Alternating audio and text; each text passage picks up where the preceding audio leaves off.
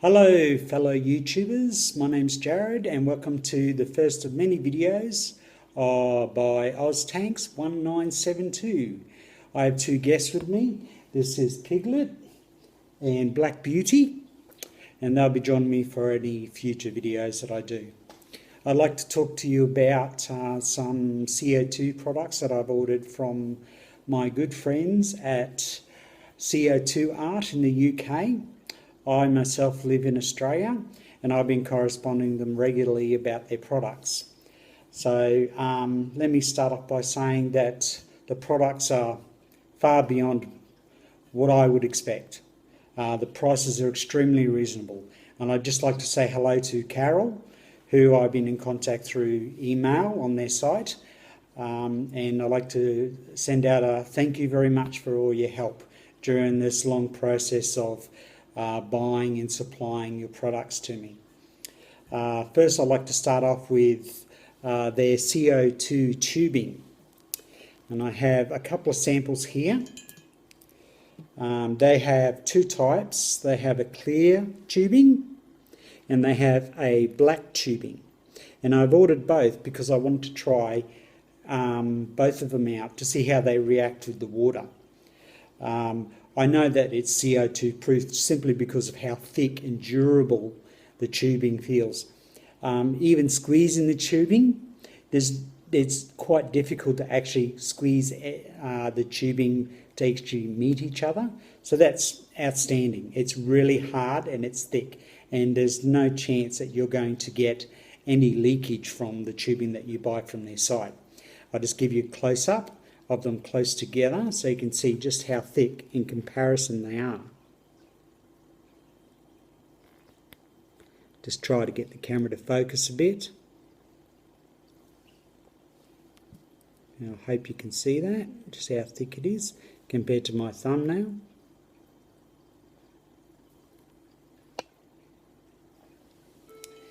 And the next product, which I'm very impressed with, it's quite heavy for its small size, and that just tells me how high quality the metal that they're using in it. It's called the Advanced Adaptor for CO2 Sodastream cylinders for standard aquarium regulators. Now, regulators are quite complex in you've got to make sure you get the right fastening nut to suit your country. It's easy to tell. You can just Google and it'll give you the size of what country you live in.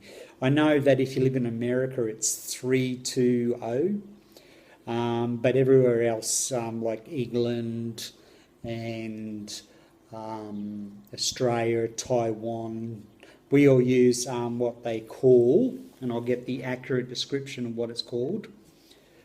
It's DIN, D-I-N 477 or W21.8-14 or JISM 22-14. All these numbers and digits didn't mean anything to me. All I want was an adapter to fit on the Sodastream bottle that I could connect a regulator to. But be assured, if you're not sure what you need for your country, you can just go to their website, and I'll leave a link in the description, and just send them a short message, taking into account the international timeline. So it might be daytime in Australia, it'll be nighttime in the UK, and so on and so forth. So let's get right into it. This is the Sodastream adapter that I purchased off Co2 Art. Just a nice close-up. It has the nice little monogram on it of their company name. Let me just describe to you what you're looking at. This is the thread that the regulator screws onto.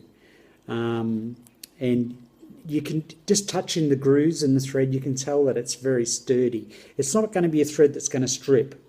So there's no fear of that. And I'm just looking down there, that's where the gas actually gets released into the regulator. Okay, you notice that there's no washers or anything inside. That's because they're actually on the regulator bolting nut. Now this is the important part. This is what you get inside. This is the actual thread that screws onto your Sodastream bottle, and you'll see that there's a black washer, and that comes inside the adapter. And I can tell you right now, lifting this, and I know a little bit about weights, lifting this thing weighs, it's heavy. It's really heavy. So if you were to drop it, it's not going to break. Okay? This knob here, this is your gas release knob.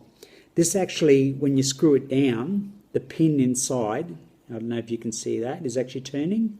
And as it's turning, it's getting lower and lower and lower and lower. And it'll actually push the pin on a Sodastream bottle into the bottle and release the gas. So when you're actually screwing this on, don't have that screwed down. You need to screw it all the way back up. Otherwise, you'll get a nasty fright when it comes to gas being released.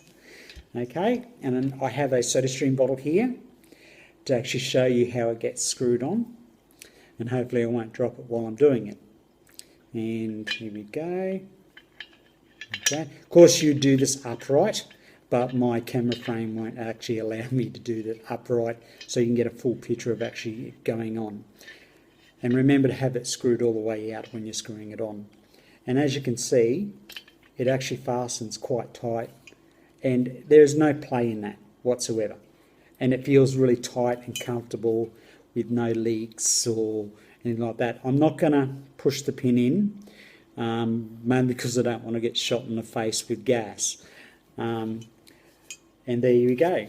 And this is a standard Sodastream bottle that I purchased from Big W or Woolworths if you're from America.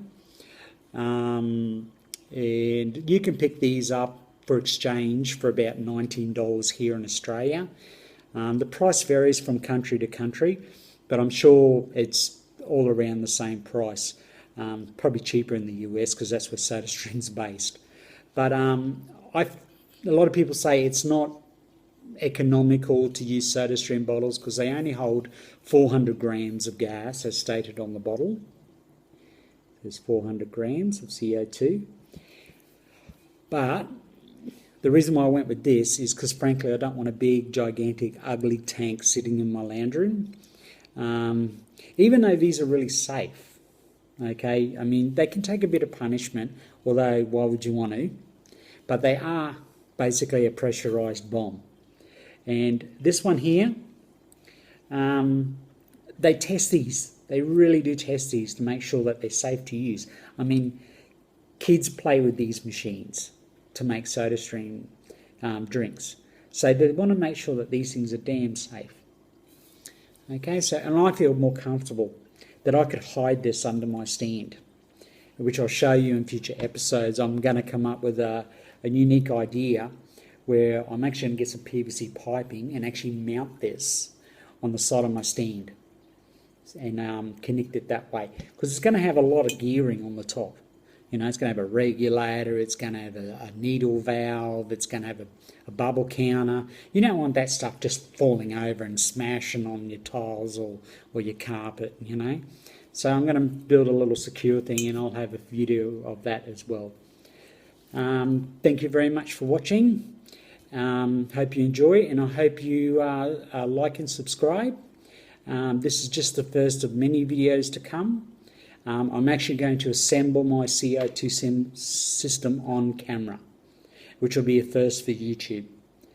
I've seen lots of YouTube videos where they actually go, I'm just going to go off camera, I'm going to put it together. That's no good to beginners. They need to actually see someone actually putting it and assembling it together. Thank you very much for watching.